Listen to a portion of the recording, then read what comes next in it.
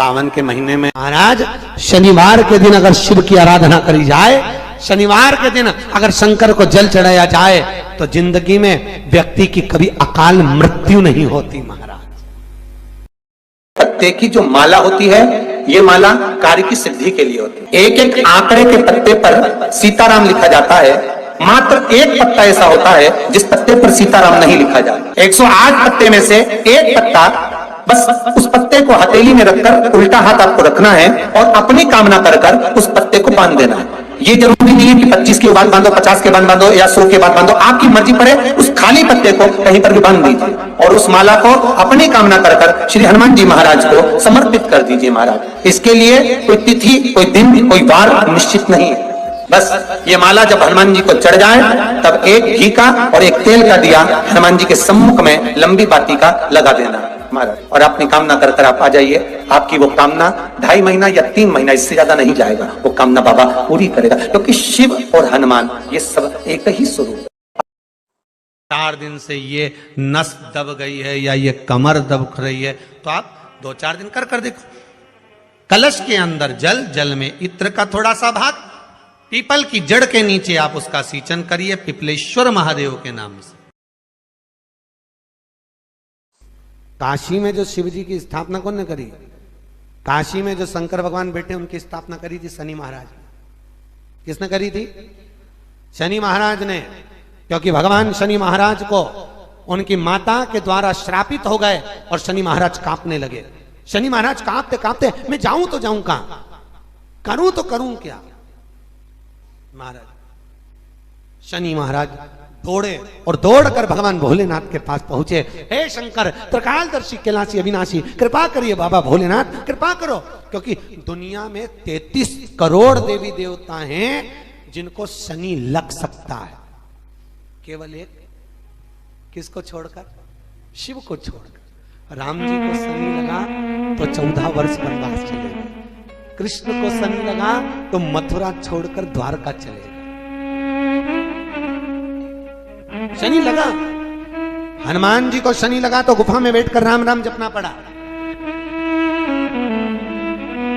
शनि सबको लगता है, केवल शनि नहीं लगता तो एक मेरे महादेव को, मेरे भोले बाबा को नहीं लगता।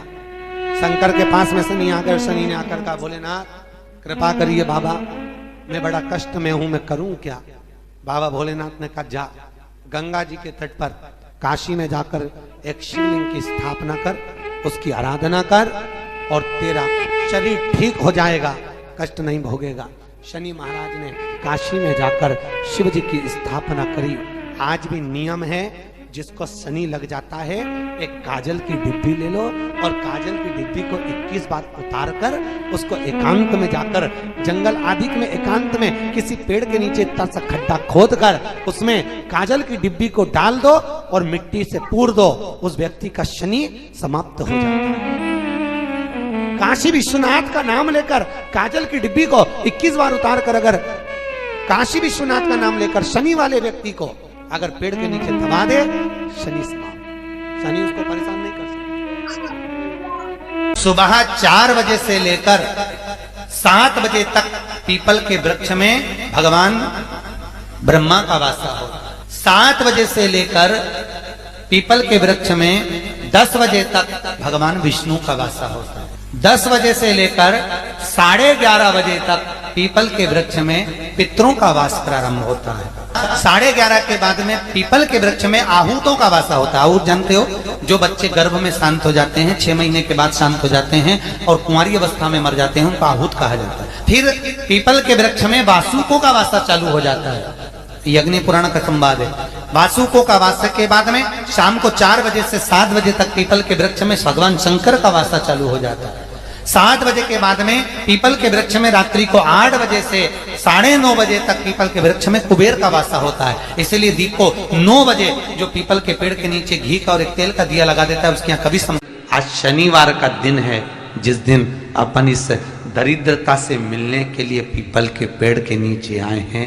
हिंदू धर्म में ये दिन पीपल के वृक्ष के लिए पूजनीय होगा। जो भी शनिवार के दिन पीपल के वृक्ष की पूजन करेगा, दूध चढ़ाएगा या मिष्ठान का भोग लगाएगा, लक्ष्मी और नारायण उसके घर में प्रवेश कर जाएगा।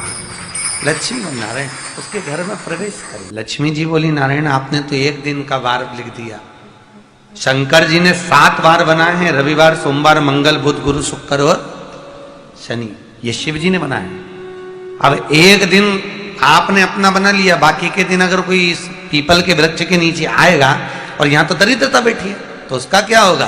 भगवान नारायण बोले, सुन दरिद्रता, तेरे से एक विनती है, अगर कोई भी मनुष्य इस पीपल के पेड़ के नीचे अगर 7 दिन में आता है और उसके हाथ में अगर कोई सामग्री होती है तो तू उसके घर में प्रवेश नहीं करेगी।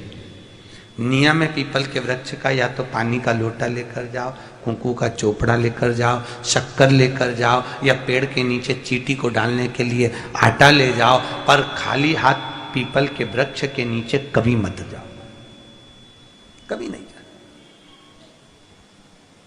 खाली हाथ जाओगे तो दरिद्रता तुम्हारे घर में प्रवेश करेगी। दरिद्रता उठकर खड़ी होकर बोली, नारायण तुमने अपनी मनमानी करी है, एक दिन मुझे भी मेरा चाहिए। भगवान ने कहा, बोल कौन सा दिन चाहिए? दरिद्रता कहती है, रविवार के दिन इस पीपल के वृक्ष के नीचे मैं दिन भर नृत्य करूं, इसमें रहूं, और जो यहां आए रविवार को मैं उसके घर में प्रवेश करूं। भगवान ने कहा, ठीक है दरिद्रता, रविवार का दिन एक ऐसा दिन रहेगा जिस दिन तू इस पीपल के वृक्ष के नीचे नृत्य करेगी और जो आएगा इस पीपल के वृक्ष के नीचे तो उसके साथ प्रवेश करेगी। मैंने तुझे वर दिया। इसलिए हमारे यहाँ केवल पीपल का वृक्ष अगर दीवार में भी लग जाता है ना, किसी की फैक्ट्री की दीवार में, किसी के घर की दीवार में पीपल का वृक्ष अगर लग जाता है, पीपल का पौधा लग जाता है, उसको कितना भी तोड़ लो वो वापिस लग जाएगा, फिर तोड़ोगे फिर लग जाएगा। अगर पीपल के पौधे को तोड़ना है तो केवल रविवार का दिन एक नींबू, एक मिर्ची और बमूल का कांटा, ये 3 चीजें रखने के बाद में आधे घंटे बाद रविवार के दिन पीपल के पेड़ को उखाड़ कर फेंक दो। दूसरी बार कभी पीपल दीवार में लगता ही नहीं, कभी नहीं लग सकता। केवल एक रविवार का, केवल एक संडे, इतवार का।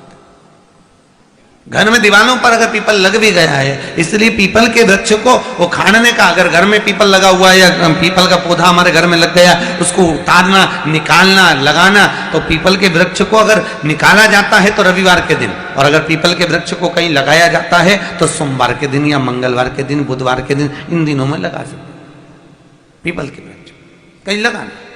शनिवार का दिन एक ऐसा दिन होता है जिस दिन पीपल के वृक्ष को कहीं जाकर लगाया नहीं जाता, क्योंकि शनिवार के दिन पीपल के वृक्ष के नीचे लक्ष्मी रहती है। हम अपने हाथों से अगर पीपल का वृक्ष किसी दूसरी जगह पर शनिवार को रोपित करते हैं तो हमारे घर की लक्ष्मी अपने घर से छिन्न होकर चली जाती है।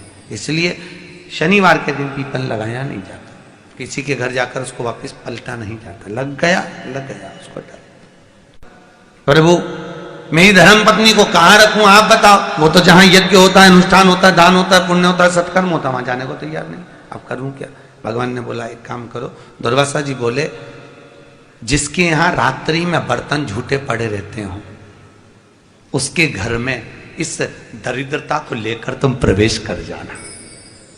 जिसके यहां रात्रि में बर्तन झूठे पड़े हो वहां लेकर प्रवेश कर जाओ। दूसरी जगह दुर्वासा जी बोले, जो स्त्री घर में दोपहर के समय पर सो रही हो उसके घर में इसको लेकर प्रवेश कर जाइए। जो स्त्री दोपहर के समय में घर पर सो रही हो इस दरिद्रता को लेकर प्रवेश कर जाइए। तीसरा, जिसके यहां पर दरवाजे पर कांटे वाले पौधे लगे हों उस घर में इस दरिद्रता को लेकर प्रवेश कर जाइए। दरिद्रता, कितनी सुंदर बात कही है। दाता और विधाता कौन कौन? दाता और विधाता। लक्ष्मी और दरिद्रता के सगे भाई हैं। कौन कौन? दाता और विधाता। दाता को कौन कौन? दाता और विधाता। दाता को फिटकरी प्रिय है, विधाता को नमक प्रिय है। ये दोनों हमेशा लक्ष्मी को और दरिद्रता को दोनों को समझाते थे, दोनों में प्रेम बढ़ाते थे। आज भी हिंदू धर्म की रीति है, यहां तो ठीक है, जिसके यहां पर भी अगर थोड़ी सी भी परेशानी होती है, थोड़ा सा क्लेश होता है, अशांति होती है, लक्ष्मी नहीं टिक रही हो, काम नहीं बन रहे हो, बहुत प्रयास करा जा रहा हो और हमारा कार्य नहीं होता, तो क्या करते हैं, फिटकरी और नमक को पानी में डाल देते हैं और घर में पोछा लगा देते हैं। आप लोगों ने आजकल फेसबुक पे भी पढ़ा होगा, व्हाट्सएप पे भी पढ़ा होगा। तो क्यों लिखा उसमें? उसका कारण ही केवल ये है कि दाता और विधाता की प्रियता उसमें। माता ख्याति के जो 4 बच्चे हुए, इसमें जो 2 लड़के हैं, दाता और विधाता, उसकी प्रियता उसकी पूर्णता उसमें। अब दुर्वासा जी बोले अपनी धर्म पत्नी को वहां लेकर, जहां कांटेदार पौधे लगे हों वहां पर लेकर प्रवेश कर जाइए। कांटेदार पौधों में उस दरिद्रता का निवास हो गया। कितना विचित्र कथा यहां वर्णन करी है